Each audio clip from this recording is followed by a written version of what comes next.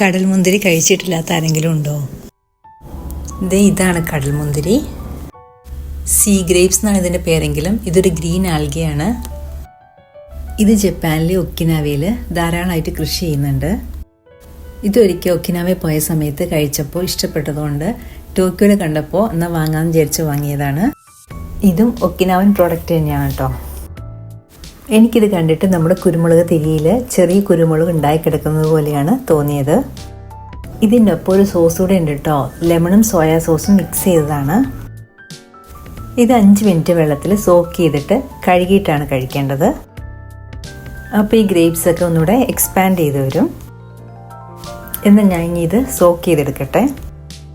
ഇത് നല്ല ന്യൂട്രീഷണൽ ബെനിഫിറ്റുള്ള ഐറ്റമാണ് കേട്ടോ. അപ്പോൾ ഞാൻ ഇത് പ്ലേറ്റിലേക്ക് മാറ്റിയിട്ടുണ്ട്. ഇനി ഇത് സോസിൽ മുക്കി കഴിക്കാം. സോസ് ഇതിലേക്ക് ഡയറക്റ്റ് ഒഴിക്കാൻ പാടില്ല. ഇതിന് ഡയറക്റ്റ് ഒഴിച്ചാൽ ആ ബബിൾസൊക്കെ പെട്ടെന്ന് ബേസ്റ്റ് ആയി പോകും. ഇതാണ് ആ സോസ്. ഇതിന് മൈൽഡായിട്ട് സോൾട്ടിൻ്റെ ടേസ്റ്റും കൂടി ഉണ്ട് കേട്ടോ. നമ്മൾ കഴിക്കുമ്പോൾ ഇത് ബേസ്റ്റ് ആവുന്ന സൗണ്ട് കേൾക്കാൻ പറ്റും. അപ്പോൾ പുതിയൊരു വീഡിയോ ആയിട്ട് വീണ്ടും വരാം. Thanks for watching.